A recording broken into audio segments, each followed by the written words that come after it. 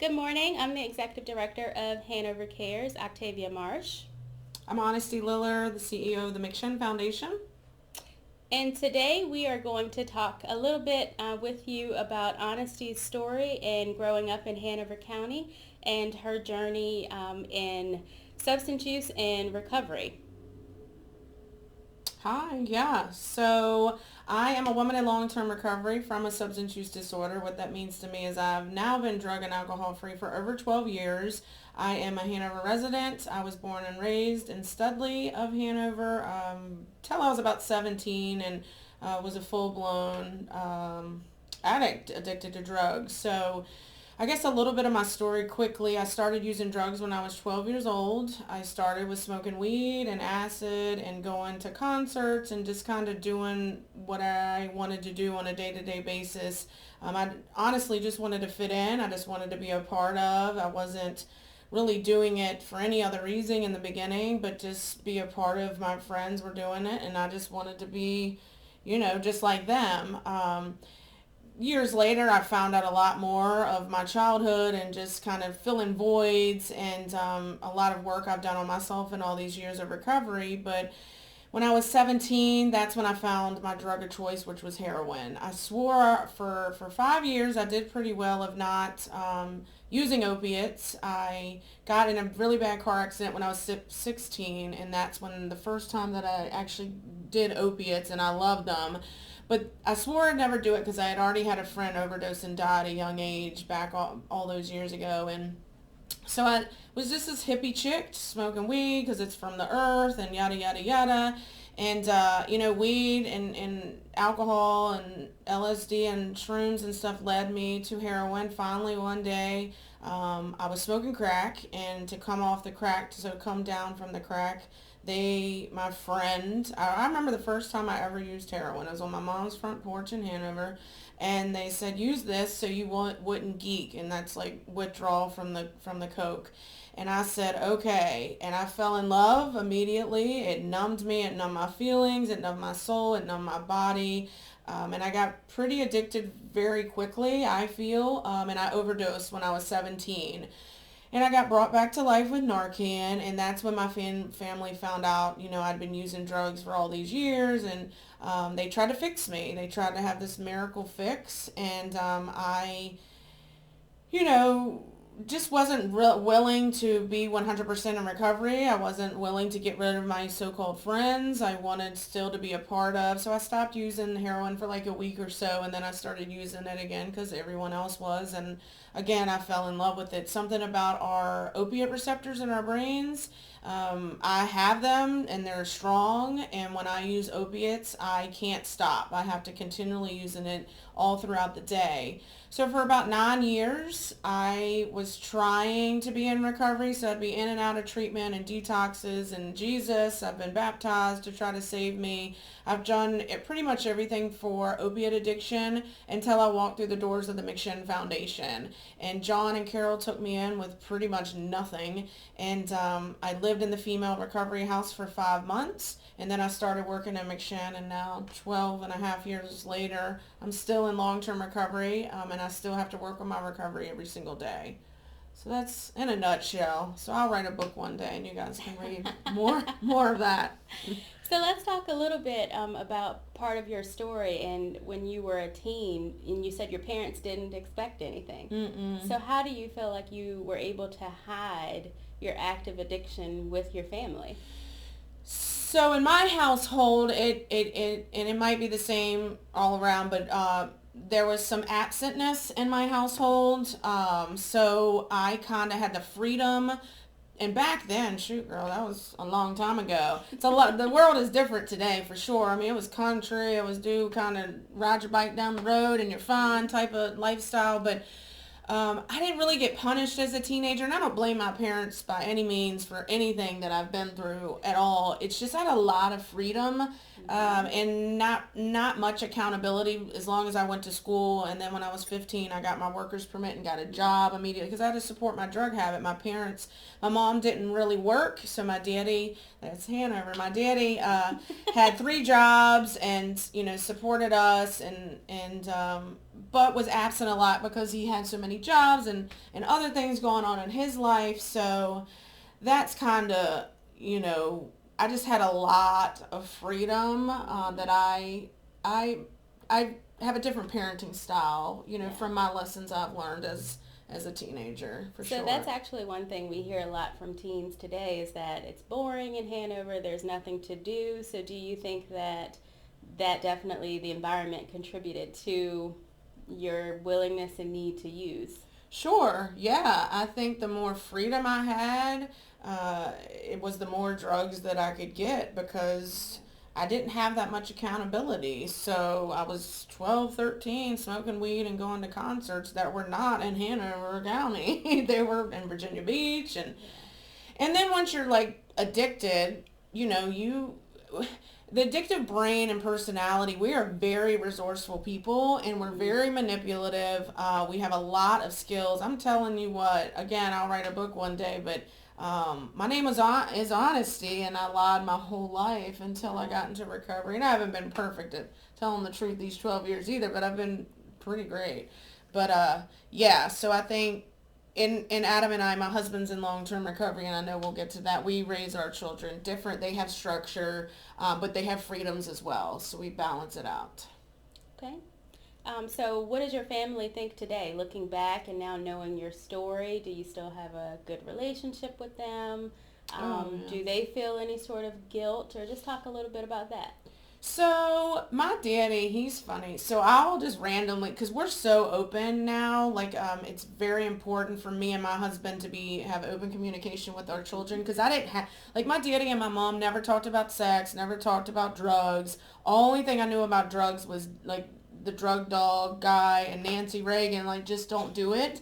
And that clearly did not work for millions of Americans, just telling them just don't do drugs, because you're going to go to jail or you're going to get punished. We don't parent like that in our home, and we'll get to that too. But no, my family were tight knit. They love and respect me. They are so proud of me. They are so proud of my husband. But when I do bring up stuff from like, yeah, I was doing this at 12, and like my daddy's, he's just like, he just sits there, he doesn't know really what to do, because I'm sure there's some shame and guilt. I'm sure there is, because I'm a parent, and I get shame and guilt when I pop off on my kids, you know what I mean? Let alone finding out the stuff that I was doing drugs when I was a 12-year, I mean, my son is 10, almost 11, like, I couldn't imagine, and Destiny's 17, I mean, I was full-blown on heroin at Destiny's age, so it's like, oh, I don't know. It's scary being a parent. It's the hardest thing. I mean, recovery and the life I led, but being someone's parent, two little humans, and hardest thing I've ever done, ever. And Destiny is a member of our Teens Care 2 Youth Coalition, and so her mom definitely advocates for that group and youth engagement. So let's talk a little bit about your kids, and I know you always say they are gifts of recovery. So why are they your gifts? So, and Destiny's okay with me saying this. So Destiny was born in my active addiction, so I didn't get into full-blown recovery until she was 5 years old. So Destiny has a different story than Wyatt does. I thought when I got pregnant, while I was using, like that would be it. Like God's telling me, you have to stop using. But I'm just the importance to understand like what the disease of addiction is. I didn't care about any soul around me, let alone a child growing. I wanted to, I really did, but my disease took over so much in my physical illness, because you get into withdrawal from opiates, that she was actually born addicted to my drug of choice. And, I had to live through that. I had to live through a lot of pain, and she was 5 years old when I finally got into recovery. So I was not a mom to her at all for 5 years. I was there sometimes, but I wasn't present mentally. It was a mess. It was pretty messed up situation. But fast forward all these years later, man, she's 17, almost 18. She's beautiful, smart. She gets all A's and B's. She's had a job since she was 15. She's, teenage boy drama and all the stuff that comes with, girls, and just bullying, just all kinds of stuff that I just didn't experience because I was full of drugs when I was a teen, but also like kids today have it hard, I think. I mean, with the social media and like the way a woman's supposed to look and all, like we don't do that in my house. Like we keep it real, but anyway, so Wyatt is 10. He has never had to see me use. He is and very active in sports in Hanover County. He's in an awesome travel baseball team called Team Vinci, and all of the parents are amazing. They just kind of we stepped into the team and they support our recovery, and they're very proud of us. It's really cool to be able to like not have that negative outlook, because you know me, I'm open about my recovery, and my husband is somewhat, but not as much as me. And to be able to like, these are all Hanover County, I do believe, parents, for the most part, like not have any judgment on us at all, because they see the life that our kids lead and they see the life that Adam and I lead. It's such an amazing experience to be able to experience that. So yeah, my kids are pretty cool. I mean, they're kids, you know, but they're amazing. They're two amazing humans, and it's only because I got into recovery. I met my husband in treatment, actually, another place a long time ago, gosh, 14 years ago, and we have recovery tools. Like, I share this all the time. I wish Earth people, which would be you, that aren't addicted, you guys out there, probably all Earth people, could have a recovery program, because recovery is so much more than just not doing drugs or alcohol. It is like getting into your inner, deeper soul and learning so much about the human that you're supposed to be on this earth. So we instill that in our kids, self-love and prompt amends, like, you know, if we make mistakes, like all of that. So we're very, very proud of our children. Yeah. Great. Mm-hmm. So it sounds like recovery has also helped you to find your purpose. Oh gosh, yeah. Yeah. My purpose. I was thinking last night, because we just unfortunately, one of our good friends just passed away and overdosed, and he was 23 years old, and it's really affected me and my husband, and then McShin, and he was an alum of McShin. And last night I was thinking, I was like, you know, the heartache coming with this job sucks. Like, I couldn't tell you. I mean, I've known hundreds of people throughout these years that have died, and that it could be so preventable. But, you know, I was thinking last night, I was like, you know, and I'm crying because I'm just emotional. So I'm a tough chick, super tough chick, but I am sensitive as a cotton ball too. And just thinking last night, like, I know I wake up every day and I know what my purpose is, and I'm like, you know, this is your career and this is your job. This is what you chose, but I know that this job chose me. So this career chose me. I never in a million years, living in the McShin Foundation, thought I could be the CEO, let alone work there. For January would be 12 official years. Congratulations. Thank you. 12 years. Jeez Louise, I'm getting old, sister.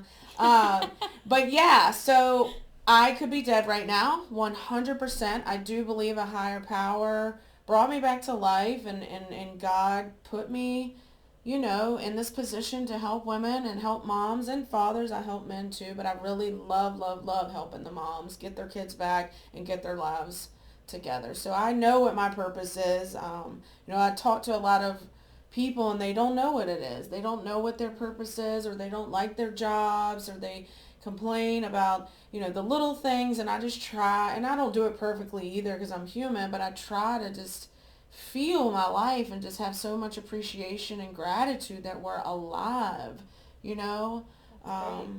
Yeah, so we instill that in our home with our children as well. Good. So it sounds like also, you know, dealing with the heaviness that comes along with being a person in long-term recovery and dealing with the people that come into McShin on a daily basis.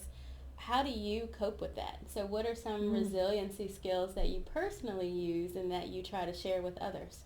Sure. So I'm really big. My staff is amazing. We have about 32 staff now. We used to have like 3. It was like John and I and a few more, but it's self-care. Like, I am queen of promoting self-care, and I used to suck at doing it for myself. Like, I would burn it. This job is emotional. You're dealing with humans, and you know, like, you're dealing with humans every day. You're dealing with family members where their kids or their moms or whatever have been gone, or they're begging us to save their child's life.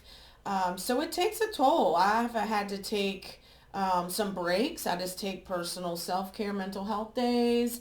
I mandate my staff, like if I feel like they're getting burnt out, I'm like, nope, week off or 2 days, or let's figure out who can fill in for you. And we're just a great team. We have an amazing team at McShin. I can't tell you enough how badass our team is, excuse me. But I mean, to be able to be on the front lines every single day and dealing with humans every day, pretty much someone walks into McShin new to recovery. So we're dealing with all these personalities. 365 are open every day, even Christmas. Christmas is my thing. Majorly my thing. And yeah, so I cry when I need to cry. I leave the office when I need to leave. I'm fortunate enough, my role, I can work from home. I run. Running is my thing. I exercise. I started Run Club at McShin, so me and some of the staff and some of the participants, that's a way, an outlet for us every Wednesday to run together, to talk, just to, something about running is just like getting all your stuff out, like getting all your emotions out. I have an amazing support group in long-term recovery. All of my friends are in recovery, and my husband obviously is in recovery, so he's my rock. And yeah, just being there for one another, and our staff is like family. But I have to be the one from the top leading by example, and if I get burnt out, they're gonna and not do anything about it, that wouldn't be a good leader of me. So I show them how to be with your kids when you need to be, when they're sick, and yeah, and I support my staff in that way as well. So Good. it's tough, but it's doable, and I know that my purpose is to wake up the next day and help someone else. So but I have to take the time for myself to breathe and grieve and just breathe sometimes, girl. I shut my door and I have this cute little sign that says, I don't even know, please do not come in. So sometimes, being the CEO, you have to be the CEO, but I still do recovery coaching with the women. I still do the peer-to-peer, so it's pretty cool. Good.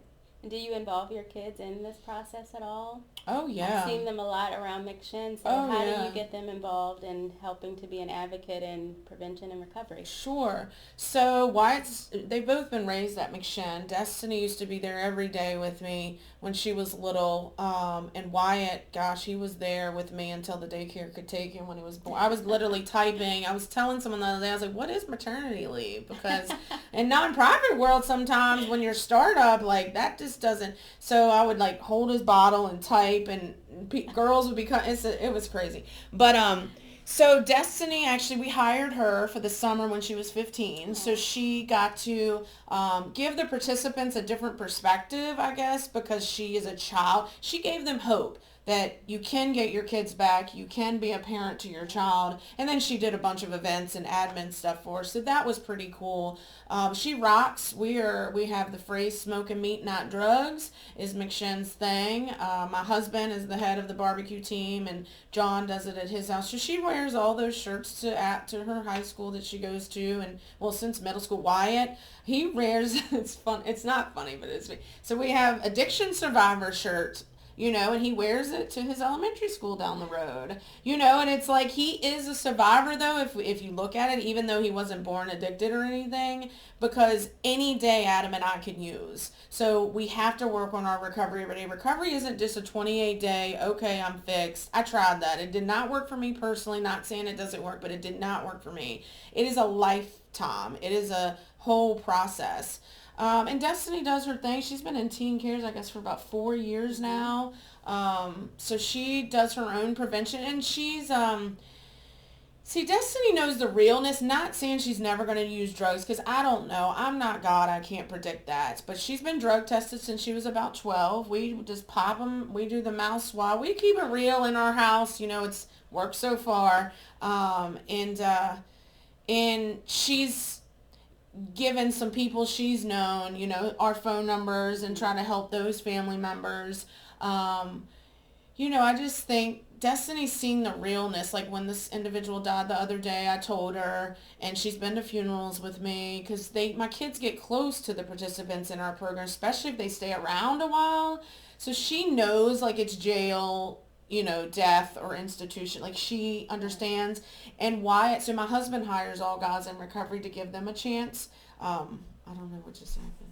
Oh, okay, cool. Sorry. And so they're at our house all the time. So like my kids see so much love, and then they can help people in their own lives. And I know Destiny's helped some people Right. personally just from how open. I mean, I don't get into like super detail Right. sometimes with her. I just think it's important to communicate with her some things that she needs to know about, because I see the realness of these 19, 20, 21 year olds full blown addicted to drugs coming to McShin.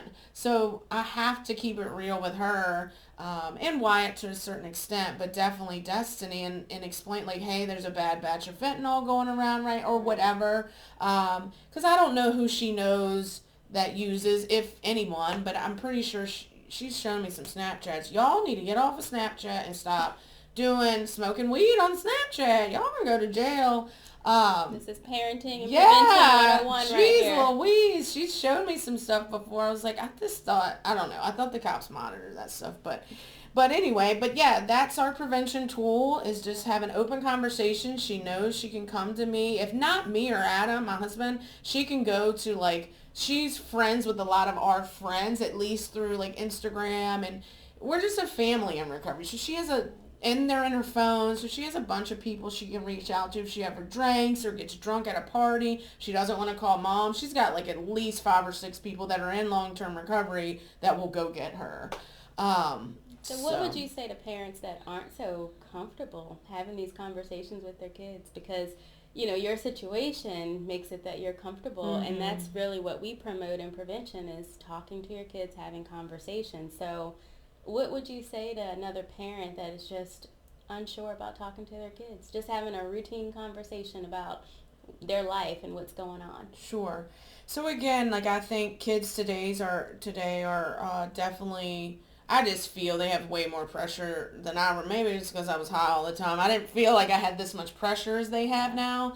now, with the social media and fitting in and all that stuff, and the suicides and just everything. I think you need to talk to them though. Personally, I know I'm very open with my children, but there needs to be some, even if it's just like, hey, Sally or Tom, like, I heard, just blame me. Like, I heard this chick, on this video today talking about drugs and her story. Like, if you just, I would just leave the door open, not necessarily, if you do drugs, I'm going to take your phone, I'm going to take your car, da da da da. I personally, as a parent, don't feel like that threatening works. In my household, we don't do that. Not saying it doesn't work, but I just don't do that. But I think just leaving that door open though, like if you ever want to talk to us about anything without judgment, without you're going to get in trouble, I would much rather Destiny or Wyatt come to me and like have this safe conversation. And granted, they might get in trouble for certain, depending on the situation. Like we still have to be parents, and they still get punishments. I mean, we don't just woo. We're like woo. They've definitely been punished. But I think you got to start somewhere. And right now, with the opioid epidemic and these pills and alcohol, I feel, and I know they just did the survey, and alcohol is number Mm-hmm. one in Hanover Right. County among teens and early 20s. Is just having that conversation, and just leaving it open um, for the child to just feel safe to be able to talk to you about it. I mean, that's what I tell parents all. They're like, I get parents call me all the time. And yeah, I am a different breed and I'm very open, but Right. it's also important to, why not? Like, these are your kids. Like, why not at least have that door Right. open? Like, if you ever want to talk about something, I guess I'm a little tainted because I'm just sick of these young people dying. So I'm Right. like, why not do something, Yeah. instead of just, oh, and I check up, like, we have the Life 360 app on our Mm-hmm. children, and I don't sit there and, like, monitor, but before I go to bed at night, I want to see where Destiny is. That's how I Right. sleep at night. I'm still a parent, and so I think in asking, where are you going? Like, who are you, to Right. just be accountable, not just, woo, go do whatever you Right. want to do. So parent engagement is definitely important, I think and you're so. echoing that. So just to wrap up a little bit about your story and childhood, if you could go back now, what would you tell your 16-year-old self? 16. And if people have asked me this before seriously, and like to be like the easy answer, don't do it. Um, but from my experiences made me the woman that I am today. So I feel like you might not get an answer that y'all want to hear, because I feel like I know I'm making a purpose. I mean, I'm making a difference in our community. I have no question. So I wouldn't be here if it wasn't for all those drugs and surviving through that. I don't know, it's just I've made a career out of my addiction and helping people. But if I was talking to Destiny or someone else's child in front of me in my office, I would say, before you put that in you, make sure you educate yourself on what that really is going to do to you. And it might get you high for that time. It might get you feeling good and feeling cool, but I promise you, your life is going to be crap for a long time if you keep doing it. I mean, my life was hell for years. I don't even know how I survived it. Again, we'll do a book and a movie and a show or something, but it was insane. The stuff I did was insane completely. Like, the disease of addiction is insanity. And I don't think like everybody that smokes weed or drinks or dips and dabs is going to be a full-blown addicted person by any means, but just be careful, man. People are dying every single day, and they're getting younger and younger. I mean, I'm not just saying this because I work in the field. It is the statistics nationally. So if you're gonna use, just get your education about it. Go and see what you're putting in your body. Because I've had health issues because of my drug use that I finally just fixed, and all kinds of stuff comes with just wanting to get high and fit in. And if you I don't know, if you're just trying to fit in, man, they're not the people you need to be around. Like, if you're just trying to, in reality, you're not fitting in, because when you're on drugs, you're intoxicated. So you're not even being yourself. So how the hell are you fitting in? Oops. Sorry. Unfiltered. It's okay. It's okay. Yeah. So as you mentioned, it's hard because we just lost this young person and it's around the holidays. And so how is it to be in long-term recovery, around the holidays, and for families that might just be going through this for the first time? Mm-hmm. So what's some advice you can offer there about being in recovery during the holidays? So my family was super supportive. Like, they drank, some of my family members, and they have been super supportive since day one. I mean, they were kind of over me before I came to McShin, and my stepmom knew John, thank God, but because I put them through hell for years, and I deserve that. But super supportive. They wouldn't get hammered. They wouldn't drink a ton in front of me. So, like, if your loved one is new to recovery, just be respectful of that. It's not saying you have to change who you are, but just be mindful that that individual is trying to get through the holidays without using. So that's hard. And we have so many activities at McShin for our people to show them. We're doing a Christmas tree contest for each house that I get to go around, me and Jesse, and vote on which is the best tree, and Santa breakfast tomorrow. But we provide a fun environment for them to bring their children to, even if they don't have custody and they're living in our homes. So just be mindful if someone's new to recovery. If you've lost someone and this is your first holiday season, we love you. You will get through it. There's a great grieving group at McShin every Tuesday night at 7 called Grapple. It's open to the public. It's free. Anyone can come to that group.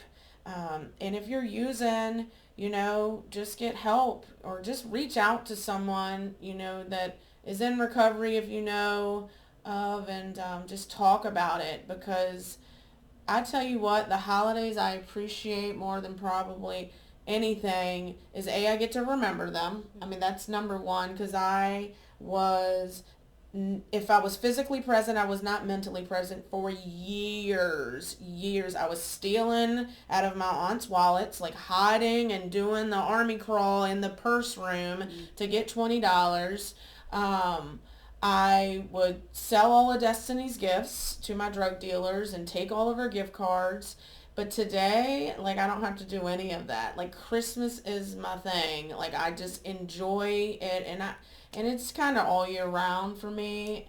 But it's important to be present with your family, not the gifts, and I mean, that's great, cool, but mine is more experiences, traditions, and showing my kids, me and Wyatt, really quick, it's not kudos to me by any means, but this is our third year we're going to do it. We make cupcakes Christmas Eve and dollar bills, and we go around to the homeless people on the way to McShin, and I hand the cupcake and he hands the dollar bill. He sits behind me in the car, and one lady got hooked up. We couldn't find many last year. She had the whole tray and $10 or whatever, but just things like that we try to incorporate with our kids, and amongst all the stuff we do for the McShin participants for the houses and cookies and stuff. But just be safe out there. Holidays is a huge trigger for someone in recovery to relapse, and you just got to be around safe places. McShin's open Christmas Day. We'll have food and holiday movies and stuff and staff there if anyone needs a safe place to go Christmas Day. Great. Any other addiction solutions that you'd like to offer to the community based on your journey? The only thing that worked for me was peer-to-peer. Living with a house with other women just like me, and talking to people that have lived experience with addiction and recovery. I am pro peer-to-peer authentic recovery. There's a ton of other treatments out there, obviously. I just know what worked for me was that and 12-step. Integrating the recovery community, not only into when I was at McShin, but my lifestyle. Like, again, all of my friends are in recovery, and I revolve my life pretty much around recovery and carry the tools in all the walks of my life. So I am pro sitting down with someone and sharing my experience. Look, if I can do it, you can do it too. And we just hold each other's hand and we do this thing together. Yeah. And last question, what is one thing that you are proud of, whether it's for prevention, treatment, recovery, specifically as it relates to being a resident in Hanover County?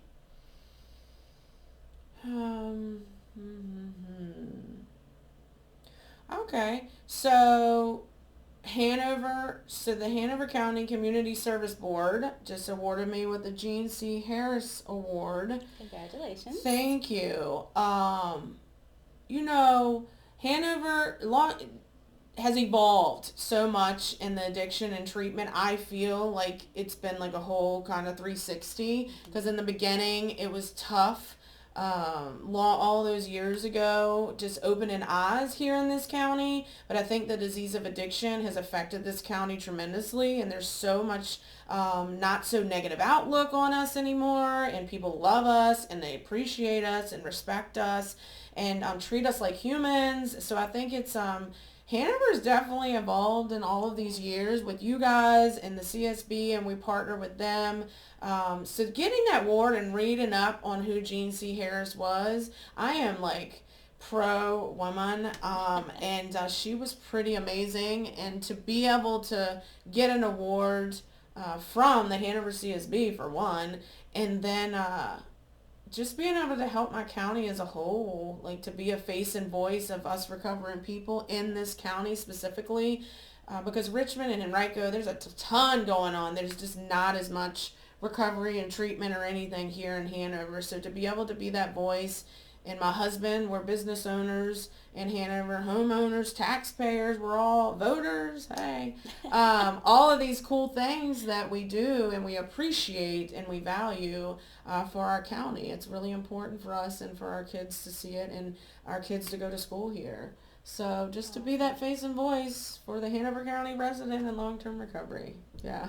Awesome. Well, we appreciate you and everything you're doing and sharing your journey with us, and also being an advocate for prevention for your kids and their friends and others to come. So thank you. Thank you for all you guys do. These kids need whatever they can get, you know what I mean? And you guys do a very good job. And I'm so excited Destiny's still in it with her busy social butterfly schedule. So, yeah. So if you want to learn more about Teens Care 2, which her daughter Destiny is part of, just check out our website at Hanover Cares.